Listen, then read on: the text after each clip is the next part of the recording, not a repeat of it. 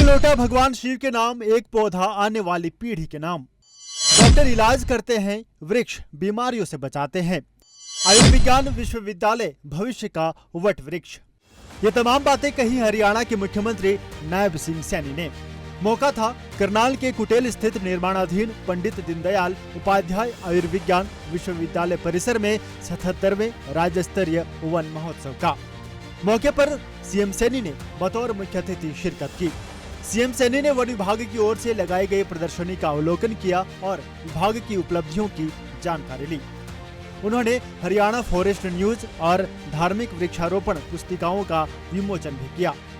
मौके पर सीएम सैनी ने एक पेड़ मां के नाम अभियान के तहत पौधारोपण कर वन महोत्सव का विधिवत शुभारंभ किया। इस दौरान लगभग 800 स्कूली बच्चों ने मुख्यमंत्री के साथ मिलकर पौधे लगाए।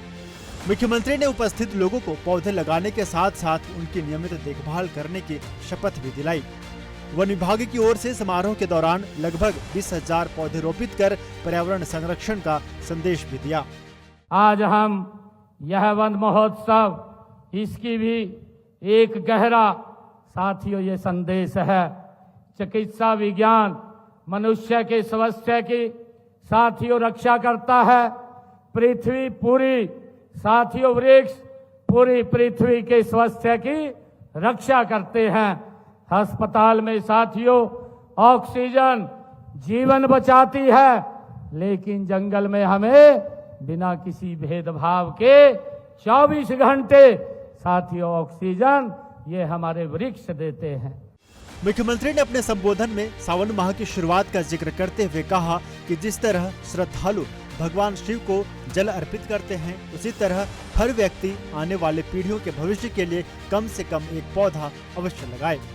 कहा कि वृक्ष केवल पर्यावरण की रक्षा नहीं करते, बल्कि मानव जीवन को स्वस्थ रखने में भी सबसे बड़ी भूमिका निभाते हैं। साथियों, हम सब जानते हैं कि आज से भगवान शिव का पवित्र सावन मास वो शुरू हो रहा है और इसी बेला में हम दानवीर कर्ण की नगरी करनाल में साथियों 77वां राज्य स्तरीय वन महोत्सव साथियों मना रहे हैं। मुख्यमंत्री ने निर्माणाधीन पंडित दीनदयाल उपाध्याय आयुर्विज्ञान विश्वविद्यालय को प्रदेश के लिए मील का पत्थर बताया।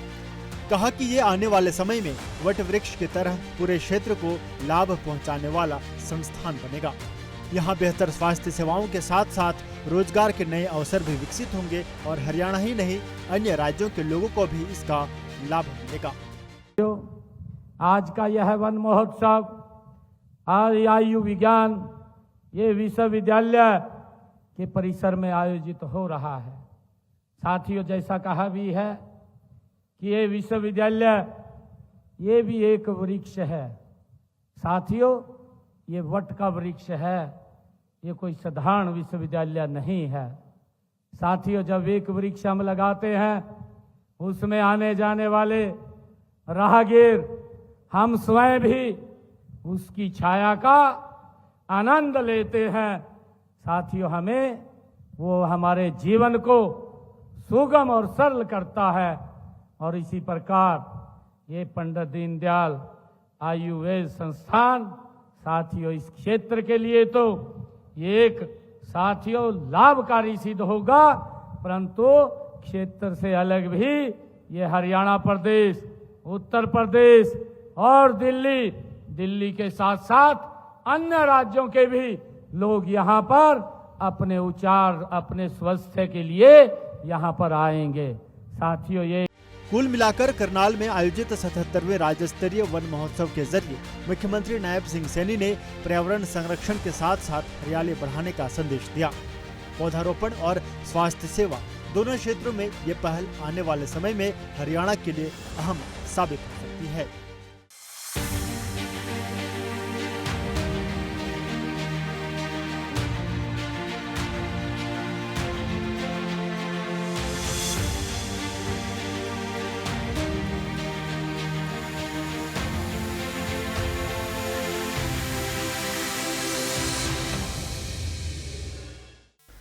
नमस्कार, इंडिया वॉइस देख रहे हैं आप। मैं हूं आपके साथ आकाश सरोज। चलिए बुलेटिन की शुरुआत करते हैं हरियाणा की एक बड़ी और अहम खबर के साथ।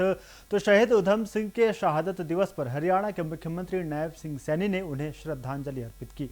मुख्यमंत्री ने कहा कि उधम सिंह का साहस, राष्ट्रभक्ति और मातृभूमि के लिए दिया गया बलिदान भारतीय इतिहास में हमेशा अमर रहेगा। उन्होंने कहा कि शहीद उधम सिंह का जीवन आने वाली पीढ़ियों को देश प्रेम, साहस और स्वाभिमान की प्रेरणा देता रहेगा। देश आज उनकी वीरता और त्याग को नमन कर रहा है।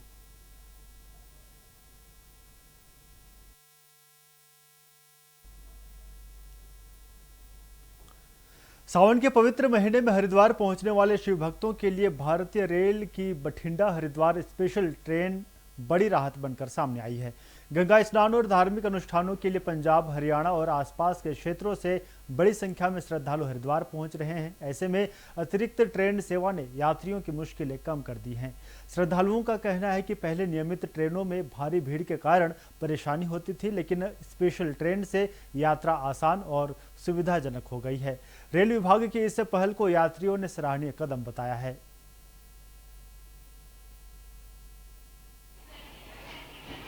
पंजाब से आए हैं जी, जिला संगरूर। सचिन नाम है जी। हरिद्वार जा रहे हैं जी, कावड़ लेने जा रहे हैं जी।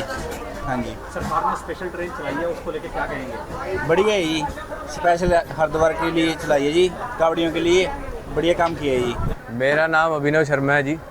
हम हरिद्वार जा रहे हैं, ये ट्रेन में जा रहे हैं जी। ट्रेन फ्री है बिल्कुल, बहुत स्पेशल हरिद्वार के लिए है ये, बहुत बढ़िया है। कहाँ से आए? यहीं से है जी, अम्बाड़े से हरिद्वार जाएंगे वापसी पे। हाँ जी, हर साल जाते हैं। इधर यमुनानगर रेलवे ट्रैक पर एक महिला की मौत का मामला सामने आया है, जिसने कई सवाल खड़े कर दिए हैं। घटना के बाद मौके पर पहुंची रेलवे पुलिस ने शव को कब्जे में लेकर शिनाख्त के प्रयास शुरू कर दिए हैं। मृतका की उम्र करीब 28 से 30 वर्ष बताई जा रही है, लेकिन अभी तक उसकी पहचान नहीं हो पाई है। पुलिस के मुताबिक ट्रेन चालक ने बताया कि अचानक 2 लोग ट्रेन के सामने आ गए थे, जिसमें महिला की मौत हो गई, जबकि दूसरा व्यक्ति बच गया। अब पुलिस दूसरे व्यक्ति और महिला की पहचान में जुटी हुई है।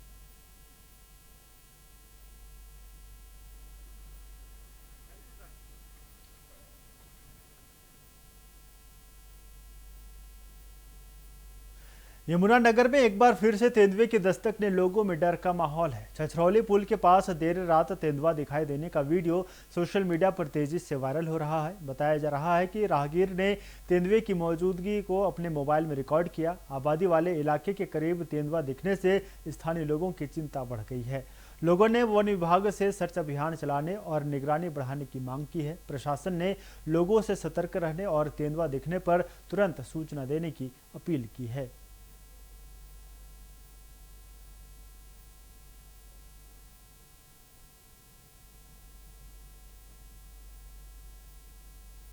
इधर अम्बाला के किसानों के लिए कृषि विभाग ने राहत भरी खबर दी है। कृषि यंत्रों पर सब्सिडी के लिए दस्तावेज अपलोड करने की अंतिम तिथि बढ़ाकर 3 अगस्त कर दी गई है। वहीं धान अवशेष प्रबंधन यानी CRM योजना के तहत मशीनों पर सब्सिडी के लिए भी किसान 3 अगस्त तक आवेदन कर सकते हैं। कृषि विभाग ने कम मानसून को देखते हुए किसानों को सतर्क रहने और कम पानी में तैयार होने वाली फसलों को अपनाने की सलाह दी है। बाजरा, दलहन और तिलहन जैसी फसलों को बढ़ावा देने के लिए सरकार की ओर से आर्थिक सहायता भी दी जा रही है।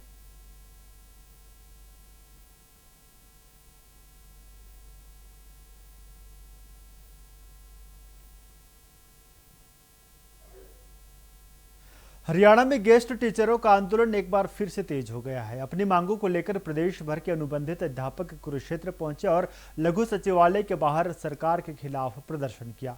प्रदर्शनकारी शिक्षकों का कहना है कि वे लंबे समय से नियमित करने की मांग उठा रहे हैं और कोर्ट से भी राहत मिलने के बावजूद उनकी मांगें पूरी नहीं हुई हैं। यूनियन ने ऐलान किया है कि शिक्षक रोष मार्च निकालकर मुख्यमंत्री आवास कार्यालय का घेराव करेंगे और बातचीत का समय मांगेंगे। अब नजर सरकार के रुख पर है कि आंदोलन को लेकर क्या कदम उठाया जाता है।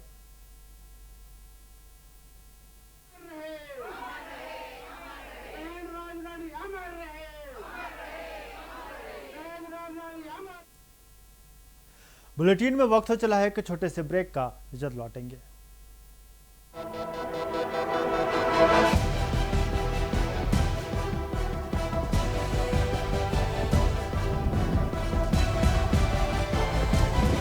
इंडिया वॉइस, आपकी सोच, आपकी आवाज।